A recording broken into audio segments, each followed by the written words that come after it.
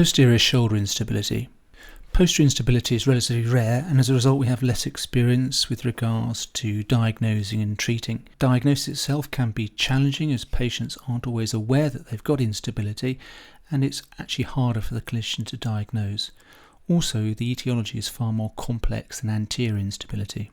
Whilst the Stanmore triangle can be applied for diagnosing the components of posterior instability, it's different with regards to guiding treatment, particularly for patients with polar type 1 problems. If you'd like to know more about instability, go to my talk on Cambridge shoulder. The main difference in using the Stanmore triangle for posterior instability is that the type of polar type 1 structural injuries tend to be different. The traumatic injuries can be acquired as not only acute injury but also as a chronic traumatic injury, and also there can be developmental structural components. Polar type 1 structural traumatic acute injuries in posterior instability occur as the result of a posterior dislocation. On an MRI scan, a reverse Bankart can be seen, and this may often be associated with the reverse Hill-Sachs lesion. A reverse Hagel lesion as a result of trauma can also lead to posterior instability. Structural traumatic chronic injuries are sometimes known as a Kim lesion. In this, there's an incomplete or concealed tear in the posterior inferior labrum, which is akin to an intrasubstance tear. With continued rim loading, this tear can then collapse, resulting in chondrolabral retroversion and posterior instability. Structural congenital causes are most commonly due to glenoid hypoplasia, which can lead to glenoid retroversion and again posterior instability. Polar type 2 components are atraumatic structure and due to generalized laxity, and polar type 3 components are due to an acquired muscle patterning or non-structural cause. Diagnosis is based on the history. Traumatic events such as landing directly on the arm in slight internal rotation can lead to an acute posterior dislocation. In the world of rugby, this has become more common due to the celebratory swan dive or ash splash, where the player can land on his shoulder, scoring a try but dislocating the shoulder at the same time. Gradual repetitive injuries tend to occur in overhead athletes, particularly in throwing athletes, and congenital hyperlaxity is an important factor. On examination, it's important to assess for any scapular dyskinesia, evidence of generalized laxity, a dropout sign in flexion and elevation, whether there's a positive Jerks test or Kim's test, whether they do have an element of muscle patterning, particularly latissimus dorsi dominant. Often there's little to see on a plain X-ray, however occasionally on an auxiliary view a bony Bankart can be seen, and if present a large reverse Hill-Sachs lesion. An MRI scan or MR arthrogram will show multiple pathologies with the soft tissues and also can show large Hill-Sachs lesions. And a CT scan is used to assess bony pathology, so it's good at looking for the reverse Hill-Sachs. And with 3D reconstruction it's useful to look at posterior glenoid bone loss.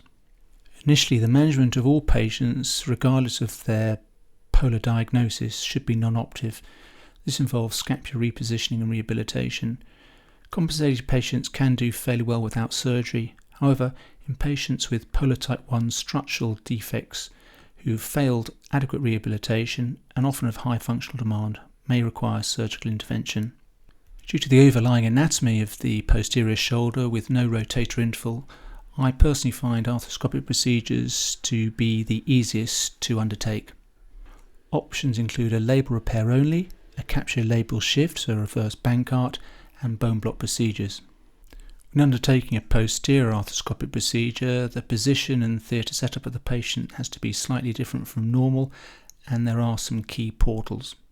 The lateral decubitus position does have the advantage of putting the joint on some tension, so opening up the joint and making access easier, although it does limit the ability to move the arm.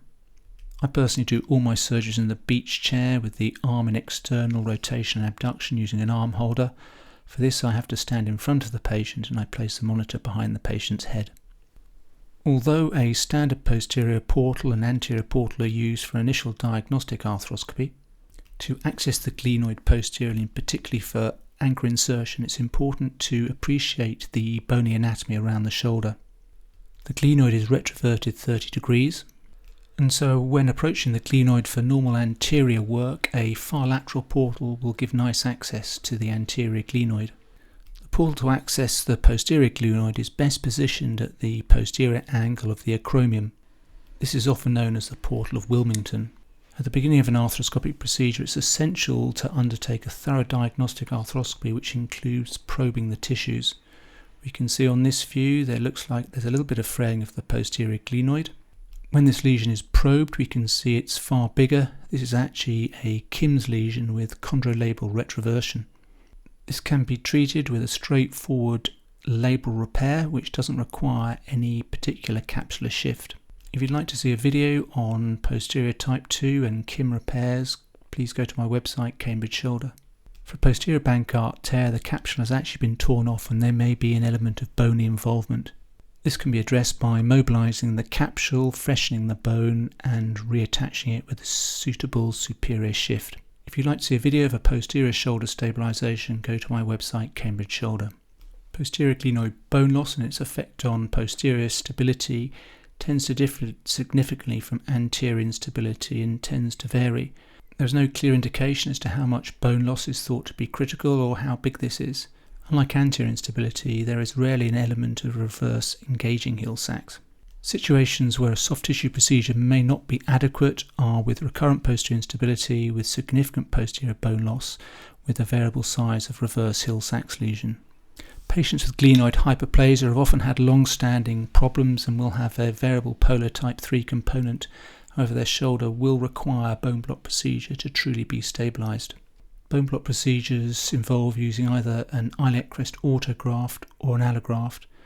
These can be done open or arthroscopically. There is no equivalent to the coracoid transfer posteriorly. I prefer to undertake a posterior arthroscopic bone block procedure using an iliac crest allograft with cannulated screws. If you'd like to see an arthroscopic posterior bone block stabilisation, go to my YouTube channel, Cambridge Shoulder. Traditionally, patients have been kept in an external rotation brace for 3 to 4 weeks after posterior stabilisation.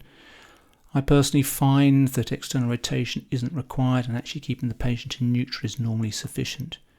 Rehabilitation after that is focused on both muscle sequencing and strengthening. In summary, posterior shoulder instability is relatively rare and most patients can be treated without surgery, including patients with polar type 1 traumatic instability. If surgery is considered, this can be done either open or I prefer to do this arthroscopically, and it's important to remember the portal of Wilmington. Surgical procedures range from essentially a slap repair, which is just direct repair of the glenoid and labrum, to a Bankart repair and onto a posterior bone block. If you'd like to know more about posterior instability or any other aspects of shoulder surgery, please go to my website, cambridgeshoulder.co.uk.